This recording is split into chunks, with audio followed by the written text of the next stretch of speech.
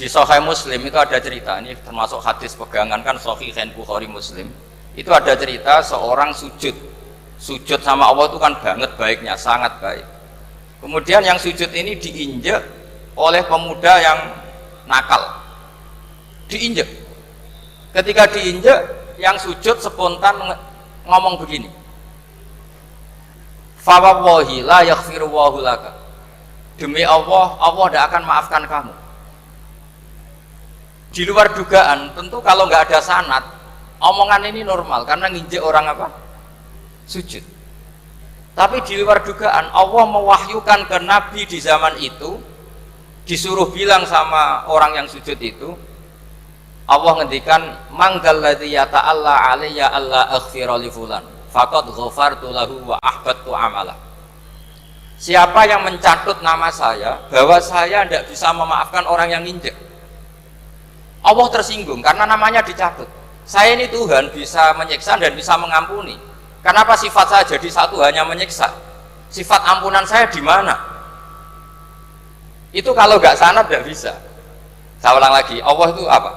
Zat yang bisa yaghfiru liman yasha wa yu'adzibu may yasha. Tapi orang yang sujud ini hanya mensifati Allah satu, yaitu Allah pasti menyiksa. Dan Allah tersinggung. Bagaimana mungkin saya Tuhan hanya berstatus bisa menyiksa, tidak bisa mengampuni? Akhirnya orang ini disalahkan, malah yang sujud tadi bilang ke orang itu, sujudnya saya hapus pahalanya, dan yang nginjek saya hapus dosanya. Tapi ya bukan berarti terus kamu boleh nginjek orang sujud, ya enggak. Artinya gini loh, saya hanya memperkuat moderator tadi, berpikir agama itu berdasar sanad. Kalau nuruti emosi pasti kita akan setuju Allah tidak ngampuni yang menginjak. Tapi berdasar sanad, berapa orang yang dulu melukai Nabi, bahkan punya niat membunuh Nabi, akhirnya ditobati oleh Allah Subhanahu wa Ta'ala. Siapa yang nggak tahu cerita Surakoh, orang yang niatnya membunuh Nabi, ditobati Allah. Siapa yang nggak tahu cerita Khalid bin Walid, orang yang punya konsep untuk mengalahkan Nabi di perang Uhud, juga akhirnya masuk Islam dan diampuni Allah. Banyak lagi tokoh kafir yang dulu musuhi Nabi akhirnya ditobati oleh Allah. Sehingga ketika Nabi sangat marah ya dengan mereka yang kafir, malah ada ayat turun laisa laka minal amri syai'un aw yatuba alaihim aw yu'adzibahum, bahwa wilayah mengampuni dan memaafkan itu wilayah Allah. Tentu kita secara syariat akan mengatakan yang injak itu salah, pasti itu. Kalau yang injak itu pasti salah, yang kafir pasti salah. Tapi jangan katakan kalau Allah tidak bisa menobati mereka. Lagi-lagi yang bisa mengertikan itu apa? Sanad. Kita ngaji di bab itu bahwa ada orang diinjak, ternyata Allah ketika yang sujud mengatakan wallahi la yaghfiru Allahu laka, demi Allah, Allah tidak akan maafkan kamu. Loh, mensifati Allah dengan satu sifat la yaghfiru itu Allah tersinggung karena Allah bisa yaghfir. Makanya ini penting sekali saya utarakan supaya kita ini bicara itu sesuai sanad. Karena andaikan tidak sanad, agama ini di logika, kemudian logika orang itu berbeda-beda. Maka kayak apa kacaunya agama ini? Terus yang ketiga, saya beri sekian contoh. Ini saya bawa kitab hikam yang diterjemah oleh Mbah Soleh Darat. Saya dulu pernah ngaji hikam sama banyak Gus Zofur. Cara berpikir Abul Hasan Asyadzili misalnya, umumnya orang itu kan kalau amal itu ingin diterima ya, kalau sujud ingin diterima Allah, kalau sholat ingin diterima Allah, dan kalau sangat ingin itu biasanya terus berlebihan, saking berlebihannya terus nangis minta amalnya diterima gitu. Tapi efek negatifnya gini, jangan-jangan nggak diterima, lalu kalau nggak diterima gunanya apa? Ini buruk sekali kalau mulai tanya sujud saya jangan-jangan nggak diterima, kalau nggak diterima gunanya apa?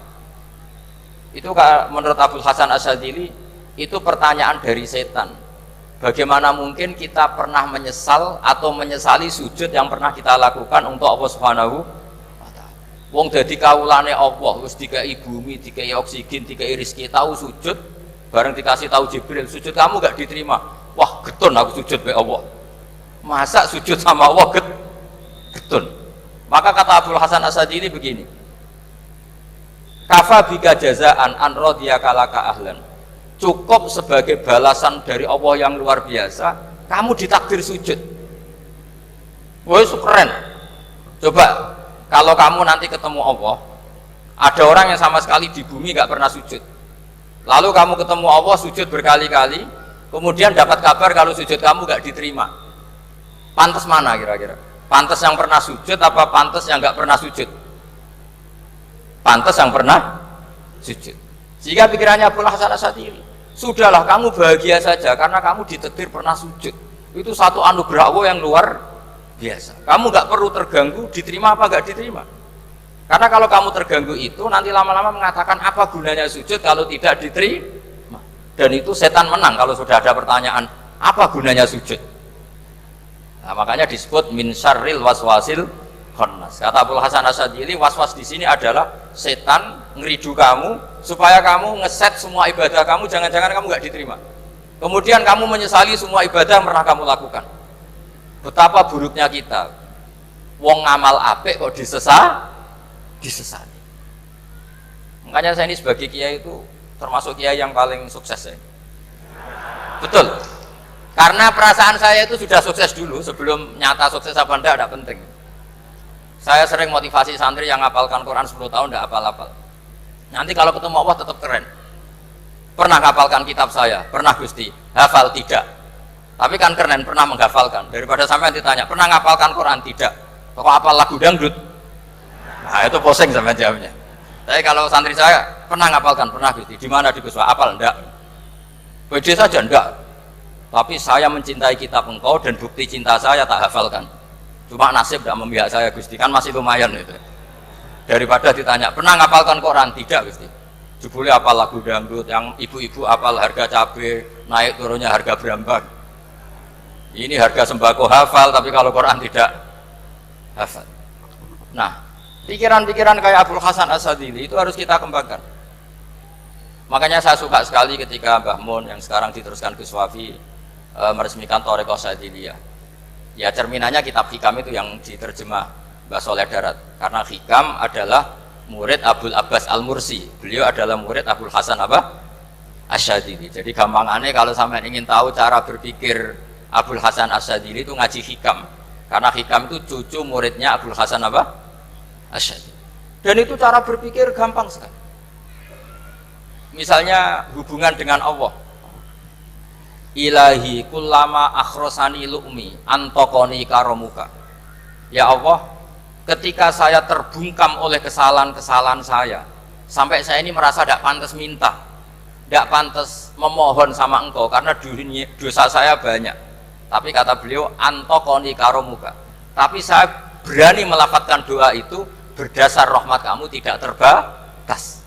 Dan itu indah sekali kata-katanya. Ilahi kullama akhrosani lu'mi antokoni karomuka. Jadi kullama akhrosa sekirane bungkam disosoni ingsun apa lumi sifat elek ingsun antoko mongko dedek iso ngucap niki ingsun apa karo sifat lomane dunia. Dan itu dipraktekkan semua ulama.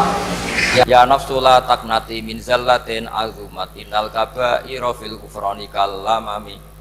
Jadi yang seperti yang dikatakan tadi Gus Ubaidillah tadi, ya sudah, kadang ada Baron saya, ada Busiri, saya tidak tahu karena bacanya innal kaba'ira fil kufrani kalamami la'alla rahmata rabbihi na yaqsimuha ta'ti ala hasabil isyani fil kisami. Itu ada orang terlalu fanatik kebaikan datang ke Abul Hasan Asyadzili gerutu karena dunia ini sudah kacau balau, banyak maksiat, banyak macam-macam. Apa jawabnya Abul Hasan Asyadzili? Man ahabba alla yusawahu fi ardi faqad ahabba alla tadhara maghfiratu.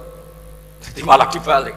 Kalau kamu ingin dunia ini steril, nggak ada apa-apa, berarti kamu tidak suka akan kelihatan maghfirahnya Allah. Jadi sanad-sanad seperti ini harus kita jaga. Meskipun tidak kita manfaatkan untuk kepentingan hadun nafsi, tapi kita harus kita jaga. Jika kita jadi orang itu tidak terlalu sepaneng dengan pikiran kita bahwa maksiat itu pasti mendatangkan azab. Kok kamu katakan pasti, itu buktinya apa? Maksiat itu salah, kalau salah harus istighfar. Maksiat itu salah, tapi Allah bisa saja mentobati yang maksiat kemudian jadi orang baik. Karena Allah tetap bersifat yaghfiru liman yasha wa yu'adzibu may yasha. Kok kamu katakan pasti-pasti, itu sanadnya dari mana? Jadi ini pentingnya sanad ya. Jadi kita harus terus menjaga sanad ini supaya cara berpikir agama sesuai garis yang pernah ditulis oleh para ulama yang semua itu musalsal ila Rasulillah Shallallahu Alaihi Wasallam. Terus ini mumpung ini di depan Gus Zofur juga ini pernah tak baca di depan putra-putra beliau, di depan anak-anak. Ini nanti saya hadiahkan ke PWNU Jawa Tengah. Saya nulis kitab ini sebagai bentuk saya bahwa apa yang dilakukan Syekhina Kiai Haji Maimun Zubair semuanya itu berdasar khazanah-khazanah yang ada dalam kitab-kitab Al-Kutubil Mu'tamadah. Di antaranya ini, kitab Khilyatul Auliya. Kitab Khilyatul Auliya itu kitab kesayangan Imam Ghazali. Sampai kalau baca Ihya Juz 4 itu beliau memberi saran ke kita wa alaika bimudawamati mutolaati kitabi Khilyatil Auliya wa tabaqatil asfiya. Karena Imam Ghazali fi manaqibil akhyar itu nginduk kitab Khilyatul Auliya karangannya Abu Nu'aim Al-Asfihani. Kalau di tasawuf beliau nginduk kitab namanya Qutil Qulub karangannya Abu Thalib Al-Makki. Kalau di fikih tentu beliau nginduk gurunya sendiri Imamul Haramain yaitu Nihayatul Matlab fi Dirayatil Madhab. Ini saya beri contoh kenapa Mbah Mun, Kiai Ubaidillah, semua tokoh-tokoh NU cara perilaku itu santai, rileks tapi terarah. Ini saya beri contoh, ini riwayat dari Sufyan bin Uyainah termasuk gurunya Imam Syafi'i. Ini halaman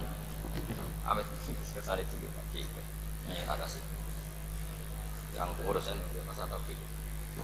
halaman 24. Ya ini di halaman 24 saya terangkan An Sufyan bin Uyainah kana Isa wa Yahya alaihi wassalam ya'tiyanil qaryata fayas'alu Isa an syirari ahliha wa yas'alu Yahya an khiyari ahliha.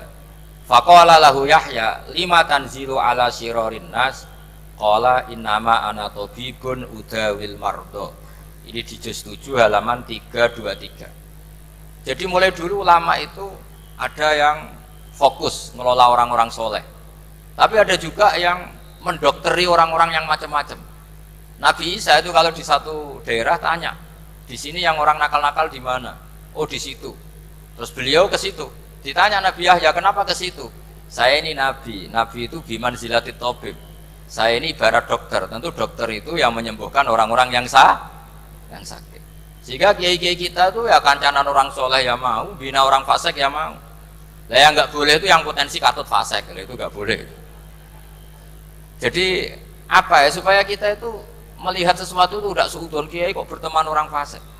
Saya berkali-kali bilang berteman orang fasik itu haram. Tapi kalau dibalik pertanyaannya, membina orang fasik hukumnya gimana? Baik, bisa membina kalau berteman, ya sudah dibolak-balik gitu. Tapi kalau dibalik berteman orang fasik menjadi fasik, ya jangan berteman kalau buatnya masih seperti itu. Ya terus saya teruskan ya. Sayyidina Umar itu terkenal orang yang sangat keras. Sayyidina Abu Bakar terkenal orang yang layyinal janib, orang yang sangat santun, sangat sopan. Tapi anehnya ketika Abu Bakar mau wafat, itu khilafah atau khalifah itu diwasiatkan supaya yang mimpin itu Umar. Padahal orangnya sangat keras. Tapi yang jarang diketahui publik adalah ngiranya Umar keras itu wataknya. Ternyata enggak. Di sini diterangkan Umar wataknya itu sebetulnya bisa memilih keras atau halus. Ini saya baca ya di halaman 25. Beliau ditanya oleh Abdurrahman bin Auf. Terus beliau menjawab, ya Abdurrahman, wallahi laqad lintu linnasi hatta khasyitu wa fil lain.